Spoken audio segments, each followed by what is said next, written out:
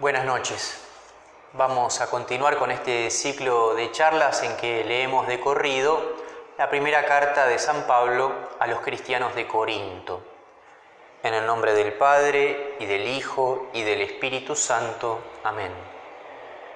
Te pedimos, Padre, que derrames sobre nosotros tu Santo Espíritu para que nos acompañe en este encuentro, que puedas encender nuestros corazones e iluminar nuestras inteligencias para escuchar todo lo que nos quieras revelar a través de tu Hijo Jesús, que vive y reina por los siglos de los siglos.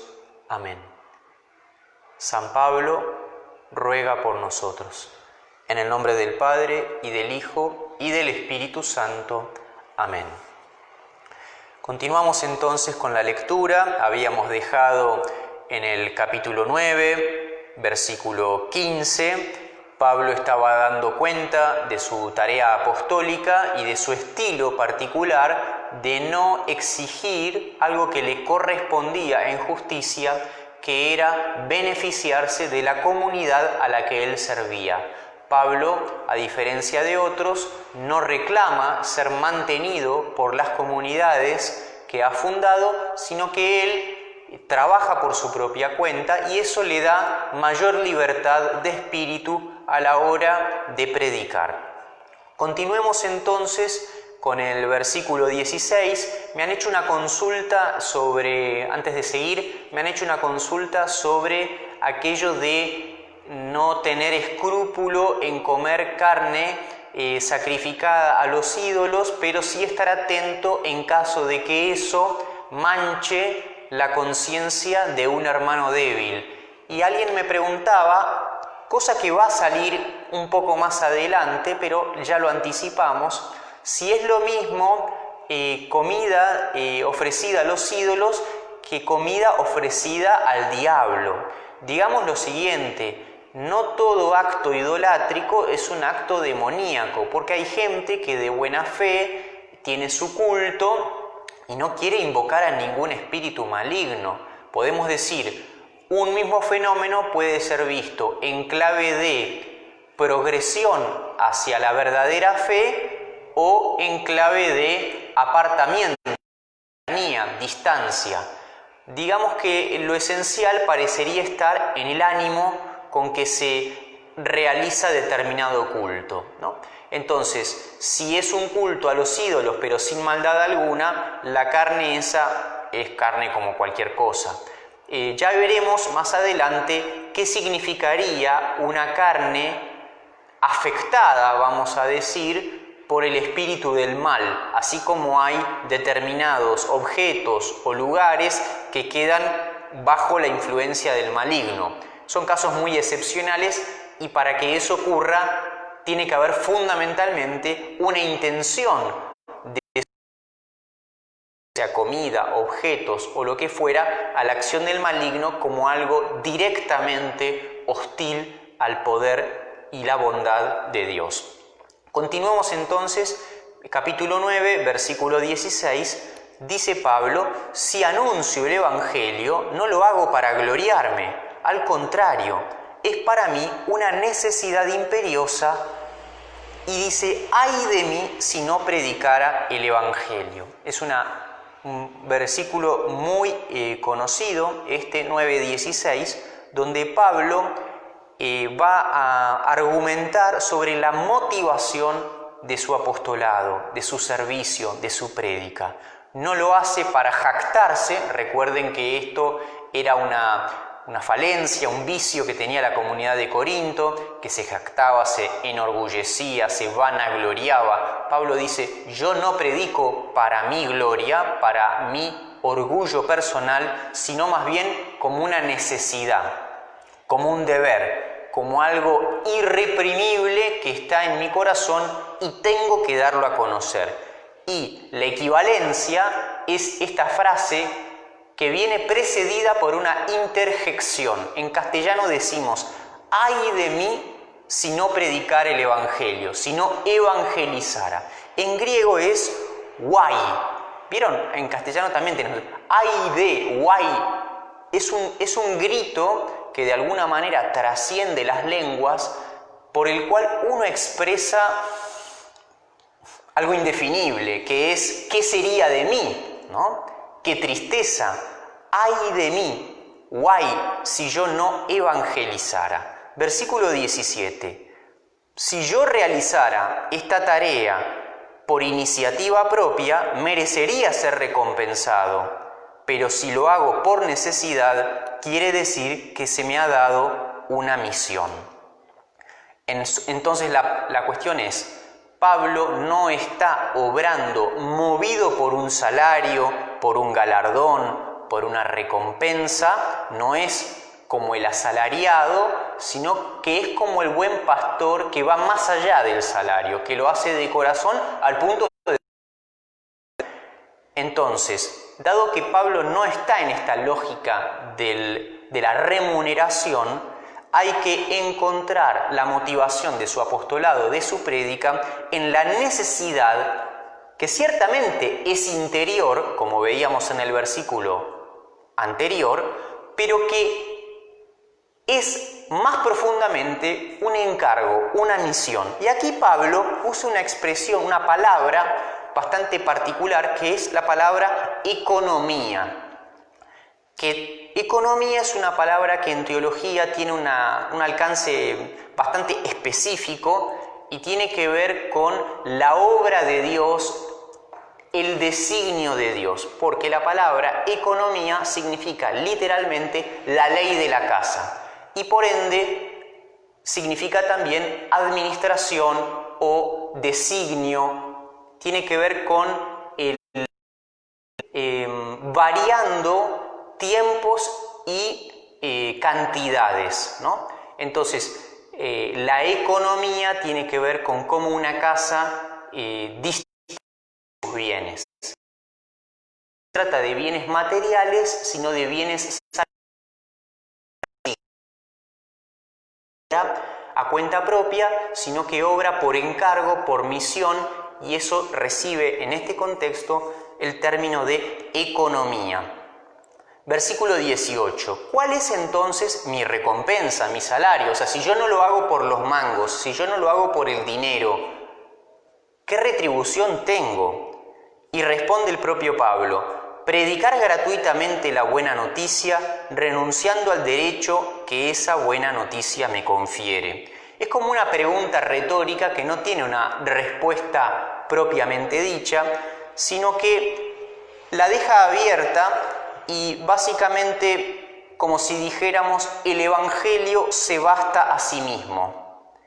El Evangelio se justifica a sí mismo. No hay una segunda y tercera razón por la cual uno predica, sino que uno predica por el Evangelio, por su gozo, por su verdad, repetimos, por la necesidad imperiosa que siente el apóstol.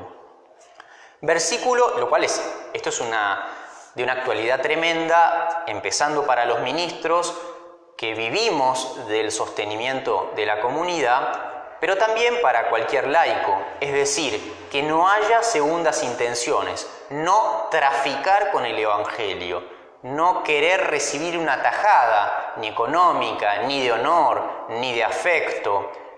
Y esto es importante porque tiene que ver con la pureza de intención y, repito, con la libertad a la hora de proclamar. Cuando uno empieza a negociar, a depender de alguna manera, tiene una presión, a veces sutil, a veces más marcada, para no decir ciertas cosas que fueran a incomodar al auditorio que sostiene económicamente o afectivamente. Yo no quiero ofender a nadie porque es mi amigo, porque le debo algún favor. La libertad de espíritu se llama en griego la parresía, para decir todo lo que tengo que decir, porque es el Evangelio de Cristo y no el Evangelio del apóstol. Versículo 19. En efecto, siendo libre me hice esclavo de todos para ganar al mayor número posible. Una típica paradoja cristiana y paulina. Pablo, que es un hombre libre, libremente, valga la redundancia, entra en un régimen de esclavitud. ¿Pero esclavitud de qué tipo? Bueno, ahora lo vamos a ver. Esclavitud de Cristo y esclavitud de la comunidad. O sea, Pablo se hace siervo pudiendo ser libre. En la misma lógica de que pudiendo exigir una remuneración, un sostenimiento de la comunidad, decide rechazarlo. Ahora, registremos la asimetría, porque Pablo se hace esclavo de todos para ganar al mayor número posible. Hay una brecha entre el todos, a quienes Pablo sirve, y el mayor número posible, vamos a decir muchos, que finalmente Pablo logra ganar. Es decir, no hay una retribución exacta, no hay un resultado exacto, sino que la evangelización es como una siembra. Uno echa la semilla y mucho depende del terreno y de otros factores.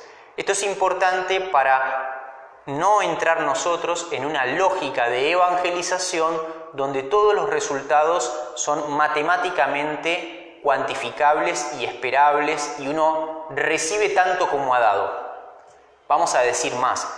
De una manera extraña, Cristo propone el 100 por 1, lo promete, 100 por 1. Pero ese 100 por 1 no es de cada semilla que yo he sembrado, sino que es referido a las semillas que finalmente prenden. Es decir, el Evangelio tiene una desproporción de rendimiento, pero no significa necesariamente que todos se dejen alcanzar. ¿Por qué? Porque en el medio está la libertad del corazón humano que puede optar o no, adherir o no. Resumiendo, el problema no está en la semilla, que es el Evangelio, sino en la tierra, que somos cada uno de nosotros. Y entonces esta idea se va a desarrollar, al menos con 2 ejemplos, y luego va a haber una última instancia de recapitulación. ¿Cómo es que Pablo, siendo libre, se hace esclavo? Y acá viene otra manera de hacerse esclavo, de someterse. Lo importante aquí es que Pablo depone su interés principal, su modo de pensar o de ser, lo que le gustaría, y acepta entrar en la lógica de los demás. Me hice judío con los judíos para ganar a los judíos. Me sometí a la ley con los que están sometidos a ella, aunque yo ya no lo estoy, a fin de ganar a los que están sometidos a la ley. El primer ejemplo es el judío, el pueblo judío. Pablo lo es, pero él ya no se siente obligado a la ley de Moisés como antes porque está sometido a la ley de Cristo. No es que es un marginal de la ley. Él ha trascendido la ley de Moisés poniéndose bajo la ley de Cristo. Sin embargo, con los judíos que todavía no han dado ese salto, él no tiene problema en retroceder y en vivir, hablar, pensar como si estuviera bajo la ley. Vamos con el otro ejemplo, versículo 21. Y con los que no están sometidos a la ley, es decir, los paganos, yo, que no vivo al margen de la ley de Dios, porque estoy sometido a la ley de Cristo, me hice como uno de ellos, a fin de ganar a los que no están sometidos a la ley. Entonces, es como si dijéramos, Pablo toma como referencia la ley y dice, hay algunos que viven bajo la ley, porque son judíos, y otros viven al margen de la ley, porque son paganos. Yo trato de dialogar con todos, empatizando, sintonizando y de alguna manera abriéndome a esas distintas perspectivas, teniendo en cuenta que vivo bajo la ley de Cristo. No confundamos esta actitud misionera de Pablo con una actitud de falsedad. Más bien todo lo contrario, es una caridad que ensancha el corazón y puede, para usar las palabras de Pablo, hacerse todo a todos. Esa es una persona que puede dilatarse, digámoslo, e incorporar, sentarse a la mesa de todos sin falsear la propia identidad, estirándose todo lo que uno puede estirarse mientras no traicione el Evangelio. Versículo 22. Me hice débil con los débiles para ganar a los débiles. Me hice todo para todos para ganar por lo menos a algunos a cualquier precio. Entonces aparece aquí la debilidad. ¿Por qué aparece la debilidad? Porque, recordemos, la comunidad de Corinto alardeaba de ser una comunidad madura espiritualmente, una comunidad fuerte, y Pablo dice, ¿saben qué? Yo no tengo problema en hacerme débil con los débiles.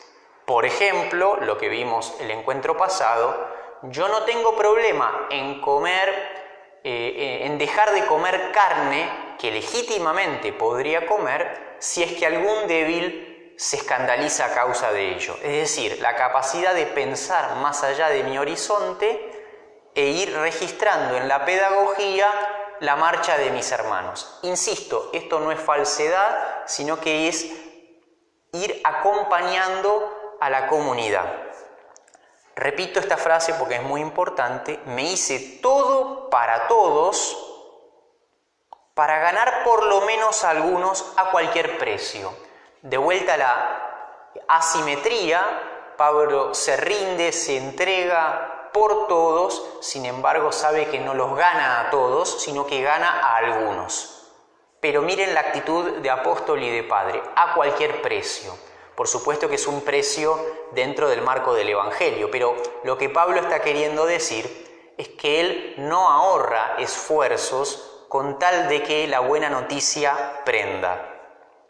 Y aquí me viene un ejemplo que tal vez no es el mejor, pero es el que me viene a la cabeza, de San Ignacio de Loyola, que cuando va a visitar a una persona que estaba medio enferma, esta persona le pide a San Ignacio que baile, porque quería divertirse un poco. Y San Ignacio, que no tenía la costumbre de bailar, ni mucho menos, accede al pedido. Entonces uno puede decir, me hice bailarín con los que les gusta el baile. Y dice, pero esto no va conmigo, esto es algo que de alguna manera yo preferiría no hacer. Bueno, a ver, pero no va contra el Evangelio. Y si al otro verdaderamente le representa un puente hacia la buena noticia, hacelo. O sea, la capacidad de morir para que otros puedan tener vida. Insistimos, no es morir a cosas santas, sino morir a cosas opinables, a gustos, ¿no? En esto, el axioma de San Agustín, ¿no? En lo esencial unidad, en lo opinable diversidad y en todo caridad. Entonces, dentro del marco de la caridad, resguardamos lo esencial con la unidad, pero en lo que es opinable, permitirse la diversidad, no solamente hacia los demás, sino cuando uno tiene que entrar en ese modo. Por último, ¿qué dice el refrán en la calle? En Roma hay que hacer como hacen los romanos, es decir, uno llega a un lugar y se adapta. Bueno, aquí lo mismo, poder adaptarse a las distintas comunidades o a los distintos miembros de las comunidades con tal de que brille la buena noticia. Versículo 23. Y todo esto por amor a la buena noticia, a fin de poder participar de sus bienes. Bueno, aquí el traductor nuevamente hace algún agregado, porque propiamente es y todo esto por la buena noticia, no dice por amor a la buena noticia. O sea, a veces pareciera como que tuviéramos que recargar el texto. No, pero ya está. Y esto por la buena noticia, a fin de tener parte en él. Tampoco habla de bienes de la buena. Todo esto por la buena noticia para tener parte en ella. Y pregunta, ¿no saben que en el estadio todos corren, pero uno solo gana el premio? Entonces Pablo, que venía hablando de cuestiones comunitarias, la ley, la debilidad, los paganos, pone un ejemplo del ámbito deportivo, que ustedes saben, en el mundo griego que frecuentaba Pablo, tenía mucho predicamento, mucha importancia, las Olimpiadas, por ejemplo. Entonces Pablo dice que en el estadio todos corren, pero uno solo recibe el premio, uno solo alza la copa. Entonces exhorta, corran entonces de manera que lo ganen. O sea, Pablo ahora está incentivando a la comunidad a que hagan lo que tienen que hacer para vivir bien el Evangelio, entendiendo que no es algo automático, que muchas personas quieren ser felices, muchas personas desean incluso ser de Cristo, pero no todos lo son. A ver, ¿qué dice el refrán? El infierno está empedrado de buenas intenciones. Es un refrán, pero sirve para recordarnos que no basta con desear, sino que hay que concretar, ¿no? Obras son amores y no buenas razones. La misma idea, concretar. Y Pablo dice, bueno, a ver, seamos aplicados, miren que hay que esforzarse, hay que sacrificar algo. Esto no es algo que venga de arriba, violentando la libertad, sino que uno con su libertad va mostrando, va haciendo un camino de adhesión a Cristo para que el don que viene de arriba efectivamente prenda en uno mismo, que esa semilla que es el Evangelio encuentre tierra bien dispuesta. Versículo 25, sigue el ejemplo deportivo. Los atletas, literalmente los luchadores, los competidores, se privan de todo y lo hacen para obtener una corona que se marchita. Nosotros, en cambio, por una corona incorruptible. Entonces, donde Pablo dice que los atletas, los luchadores se privan, más literalmente dice se dominan, se ejercitan, se disciplinan. O sea, y esto lo vemos hoy en día, nuestra cultura que es tan dedicada al cuerpo y al deporte, hay deportistas profesionales y de tipo amateur que hacen esfuerzos muy grandes para disciplinar su cuerpo, para dominarlo, sea con ejercicios físicos o con la comida, o con no ir a bailar antes de ir a jugar un partido, o la concentración. Entonces Pablo está diciendo, ustedes tienen esta gente que se esfuerza mucho por una corona que no vale nada. ¿Cómo ustedes no van a hacer esfuerzos por la corona incorruptible? Realmente este es un pensamiento que tiene mucha actualidad y nosotros deberíamos pensarlo. A veces somos nosotros mismos los que dedicamos mucho tiempo al físico, al deporte o a alguna actividad intelectual. Sí, todo bien. Todas son reconocimientos que son lícitos en su justa medida, pero que hoy van a estar y mañana no. Realmente lo de Pablo es magnífico porque la corona del deportista, sabemos, es una corona de laureles, de hojas, que se marchita muy rápido. Entonces es mucho más fuerte el ejemplo. Vamos al versículo 26, donde Pablo se va a aplicar a sí mismo esta imagen deportiva. Así yo corro, pero no sin saber a dónde. Peleo como el que da... no como el que da golpes en el aire. Entonces, ¿qué pasa aquí? ¿Qué sería esta doble imagen del que corre sin saber hacia dónde, del que golpea en el aire? Es una persona que no tiene rumbo, que no tiene brújula, que hace las cosas medio erráticamente, rapsódicamente. Bueno, aquí se trata de tener un norte, de saber bien qué es lo que uno quiere y pelear por eso. O sea, nada más triste que un deportista que no tiene una competencia fija, porque le falta la motivación y no sabe bien qué hacer. Entonces, no se trata simplemente de hacer algo, sino de estar bien motivado y de entender qué medios conducen al fin. Versículo 27. Al contrario, castigo mi cuerpo y lo tengo sometido, no sea que después de haber predicado a los demás, yo mismo quede descalificado. Entonces Pablo, ¿por qué se aplica a sí mismo la imagen deportiva? Porque él quiere dar el ejemplo y él sabe, quizás más que otros, lo débil que es uno y que no puede fiarse de sí mismo, sino que hay que estar atento. Y lo que vale para el cuerpo no vale solamente, para la dimensión física, porque cuerpo en la antropología bíblica es el hombre todo. Entonces se trata de la humanidad. ¿De qué manera yo disciplino la humanidad? Cuesta al principio, luego es más fácil y cuando uno progresa se da cuenta que tiene sentido, que da fruto. Ocurre en el campo deportivo porque uno practica ese deporte con más soltura, se divierte, la pasa bien y dice valió la pena el esfuerzo. Lo mismo en el campo espiritual, el silencio, las horas dedicadas a la oración, a la contemplación, a escuchar una buena plática, a leer un buen libro. Todo eso a veces exige cortar con una dinámica de evasión que es muy fuerte en nosotros y en el ambiente.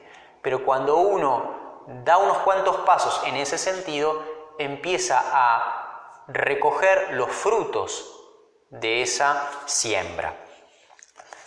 En el fondo, vamos a quedarnos con la última palabra porque es muy importante. Dice, no sea cosa que después de haber predicado a los demás, yo mismo quede descalificado. La palabra que podríamos traducir es desaprobado. Que yo no quede como alguien inauténtico. Recuerden que de punta a punta Pablo está defendiendo su apostolado porque hay gente que lo está poniendo en cuestión. Entonces Pablo tiene que acreditarse y dice, si yo no me examino a mí mismo y yo no estoy muy concentrado con lo que tengo que hacer y permeable a la acción de Dios, corro el riesgo de tropezar, caer y quedar expuesto como un falso profeta, lo cual no solo sería grave para la reputación de Pablo, sino para la reputación del propio Evangelio. Y esto vale también para nosotros. Muchas veces no tenemos en cuenta que el Evangelio está mediado por los cristianos y un cristiano inauténtico, un cristiano mediocre y tibio, habla mal de Cristo. No se trata de ser personas impolutas, sin mancha, inmaculadas, porque todos tenemos nuestras cosas, pero hay faltas y faltas, y hay faltas que son por negligencia. Esas son las que Pablo quiere evitar a toda costa. Entonces, teniendo en mente esta palabra de quedar desaprobado, nos va a dar la pista para entrar en el capítulo 10, que es bastante extenso, y que, a mi manera de ver, queda enmarcada por esto, por las pruebas que ha soportado Israel. Entonces, vamos a ordenarlo. Pablo no quiere quedar desaprobado, no quiere, o más bien, más que desaprobado, reprobado. Porque ser reprobado significa haber sido examinado y fallar. Entonces, Pablo no quiere, y en ese contexto de la prueba, que se aprueba o se reprueba, Pablo va a recordar, va a hacer memoria, lo cual es muy típico de la mentalidad bíblica, de las pruebas, de las instancias críticas que Israel tuvo que atravesar, sobre todo en el desierto. Capítulo 10. Porque no deben ignorar, hermanos, recuerden que el hermanos es un guiño al cristiano, a la comunidad, no es un hermano de buena onda como muchas veces escuchamos en la calle, es algo que es un término técnico que designa a los creyentes en Cristo. No deben ignorar, hermanos, que todos nuestros padres fueron guiados por la nube y todos atravesaron el mar. Y para todos la marcha bajo la nube y el paso del mar fue un bautismo que los unió a Moisés.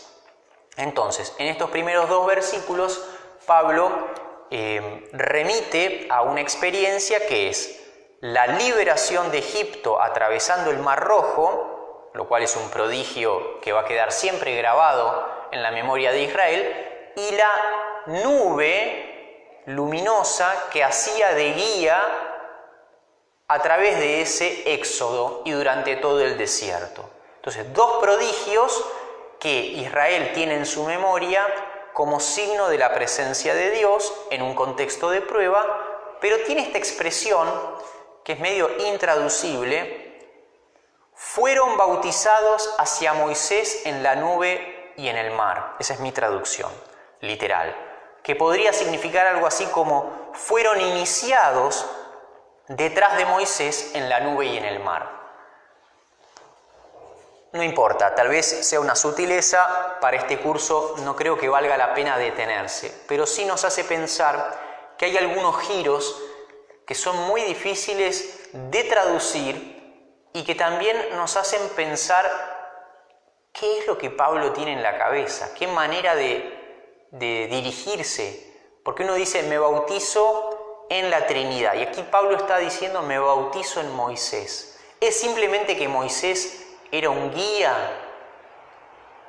¿O es que era una figura tan emblemática que de alguna manera,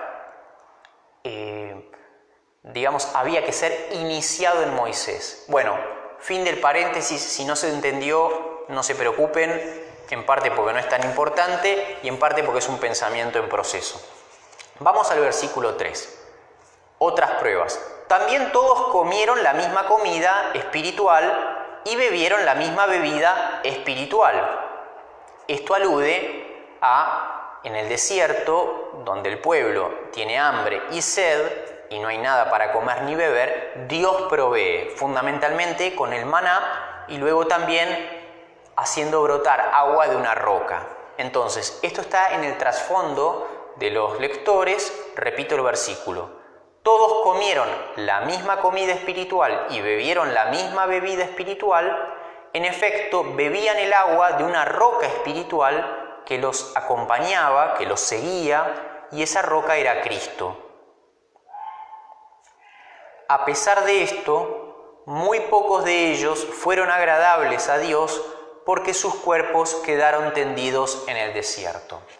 Empiezo por lo último. Dios da de comer a todos. Dios da de beber a todos. Dios hace salir de Egipto a todos a través del mar y los guía a todos. Entonces uno dice todos, todos, todos, todos. Una repetición que genera la impresión, una saturación. Bueno, Dios se ha dado para todos. Sin embargo, no todos fueron agradables. ¿Ven la disimetría, la asimetría? Entonces, si le ocurrió a Dios con sus gestos, ¿cómo no le va a ocurrir al apóstol? ¿No? Esto lo tenemos que saber. Y está esta imagen que se ha hecho muy fuerte, que la roca era Cristo. O sea, esa roca que Moisés golpea con una vara y hace brotar agua de la cual beben todos, es una imagen de Cristo. ¿En qué sentido? Bueno, Cristo es la roca, es la solidez que, siendo golpeada por la pasión, hace surgir de sí un agua que es el Espíritu Santo y que es sinónimo de vida nueva. Esto es muy interesante porque esta es una imagen paulina que tiene un correlato con el Evangelio de Juan. En la lanzada que el centurión romano le hace en el costado a Cristo, brota sangre y agua.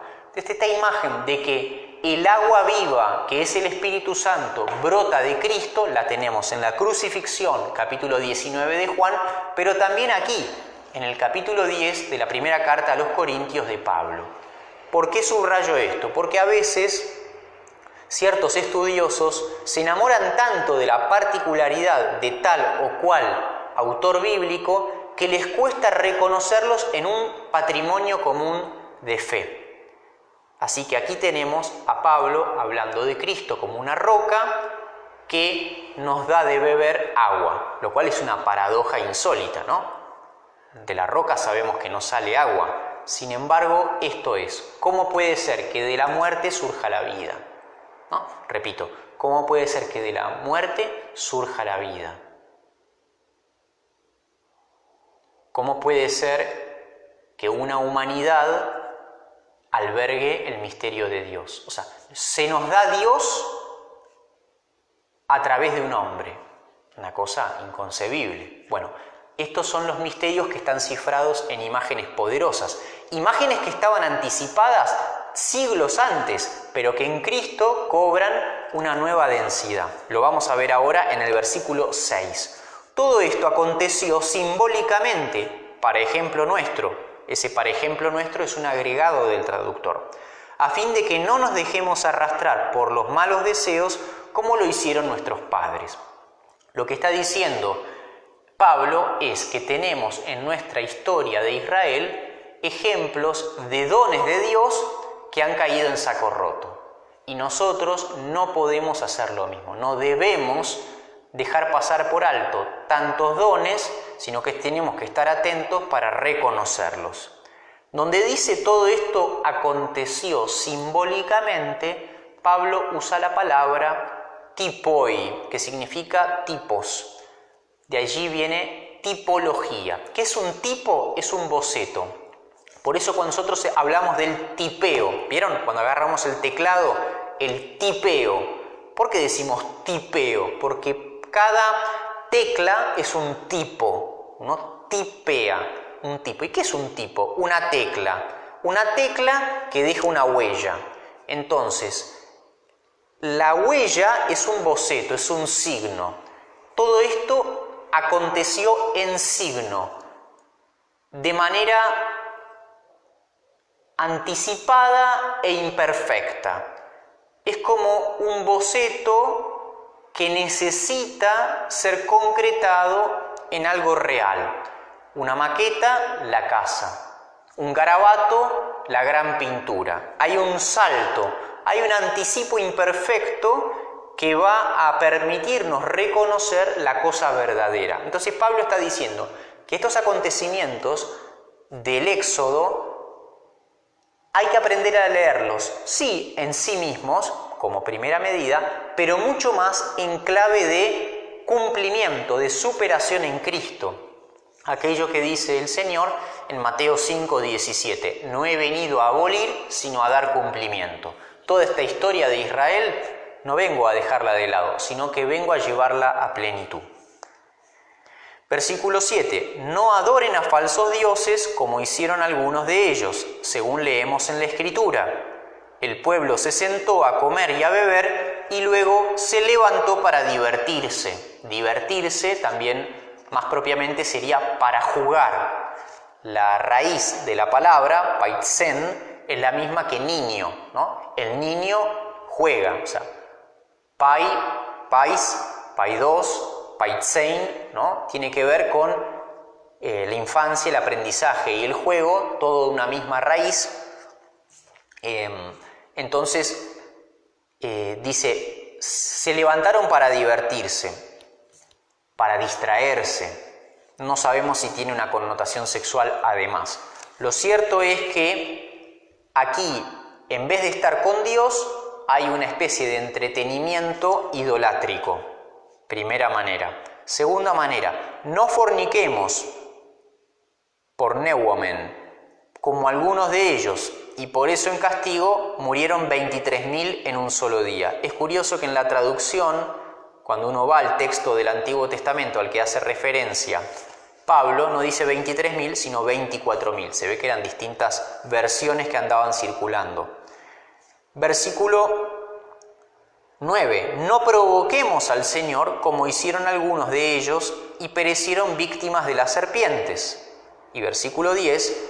No nos rebelemos contra Dios como algunos de ellos, por lo cual murieron víctimas del ángel exterminador. Entonces aquí Pablo está aludiendo a episodios de la historia de Israel, más precisamente de la estadía en el desierto, donde el pueblo impaciente se aleja de Dios y entra a provocarlo. Lo provoca yéndose con falsos dioses, lo provoca fornicando, muchas veces era lo mismo porque en el Medio Oriente existía la prostitución sagrada, y también está esta actitud de hacerle frente a Dios. Yo creo ver aquí veladamente una alusión al Salmo 95, versículo 8, donde se habla de una provocación y una querella contra Dios, bajo los términos hebreos Meribá y Masá. Entonces, es curioso porque Pablo está hablando de ser probado, pero refiere que el pueblo ha querido probar a Dios. Entonces, Dios sondea al hombre y el hombre quiere sondear a Dios. Y recordemos la respuesta de Jesús al diablo en el desierto, en las tentaciones. No tentarás al Señor tu Dios, que significa no probarás al Señor tu Dios. Hagamos un paréntesis. Cuando nosotros rezamos el Padre Nuestro y decimos no nos dejes caer en la tentación, la palabra tentación allí, más propiamente, es prueba, ¿no? prueba tiene una ambigüedad que hay que aprender a convivir con esa ambigüedad. Entonces, nosotros no queremos estar en la prueba porque sabemos que somos débiles y podemos caer. Pero no tenemos que probar a Dios, no tenemos que tratarlo como si uno fuera el examinador. Es una actitud de provocación, de insolencia, de soberbia, querer uno probar a Dios. Entonces Pablo está diciendo, miren, nuestros antepasados recibieron muchos dones, comieron, bebieron, fueron liberados de Egipto, fueron conducidos por la nube, 4 episodios claves. Sin embargo, también presenta 4 episodios claves de claudicación. O sea, Pablo está haciendo memoria para que nadie se sienta muy seguro. Y repite, versículo 11, todo esto le sucedió simbólicamente, de vuelta, ¿no?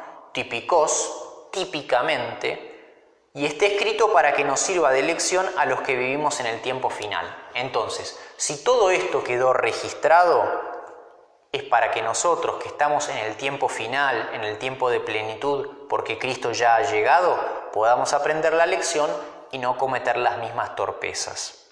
Y aquí viene tal vez la frase fuerte, versículo 12. Por eso, el que se cree muy seguro, cuídese de no caer. Esta es una frase muy importante para los cristianos, pero vale para cualquier experiencia humana. El que se cree muy seguro, literalmente, el que se cree muy probado, muy fraguado, muy testeado, muy acrisolado, que se cuide, porque puede caer.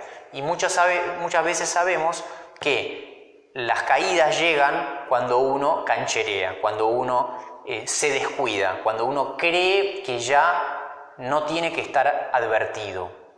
Entonces todo esto que Pablo empezó con una cuestión más personal, pero que en el fondo vale para toda la comunidad, porque la comunidad se cree demasiado madura, demasiado firme, demasiado espiritual, y Pablo está diciendo, ustedes no tienen que jugar con fuego.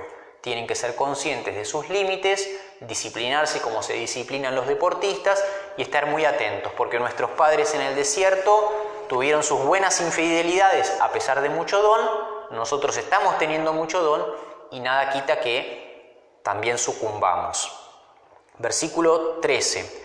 Hasta ahora ustedes no tuvieron tentaciones que superen sus fuerzas. Dios es fiel y Él no permitirá que sean tentados más allá de las fuerzas. Al contrario, en el momento de la tentación, les dará el medio de librarse de ella y los ayudará a soportarla. Pablo está diciendo dos cosas acá. La primera es que tácitamente la prueba existe. Entonces, no imaginemos un mundo sin prueba. La prueba, entendida como tentación, entendida como instancia de crisis, de discernimiento, está. Ahora, esa prueba nunca es mayor a las fuerzas, a esa prueba nunca le falta la gracia de Dios. Entonces, es dos cosas a tener claras.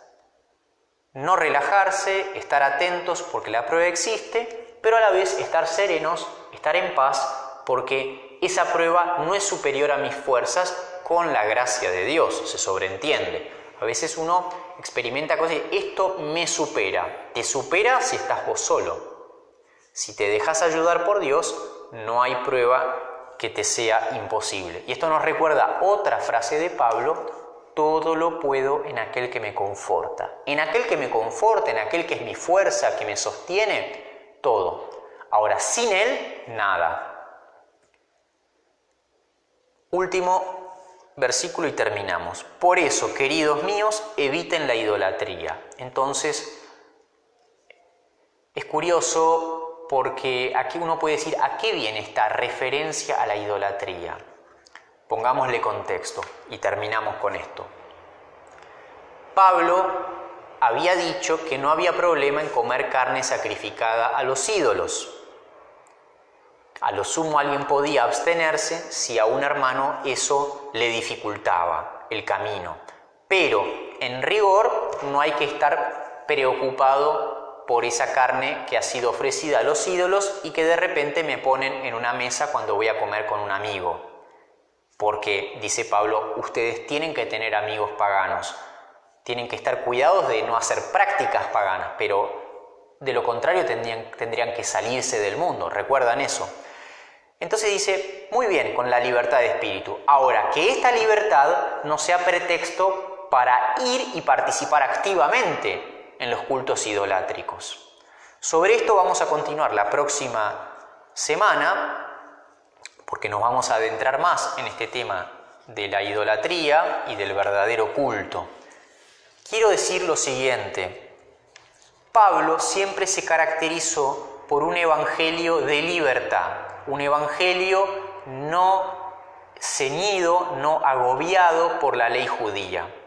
Pero ¿qué ocurre en Corinto? Que algunos están tomando esta libertad, como decimos habitualmente, para el libertinaje idolátrico, sexual, de rencillas partidarias.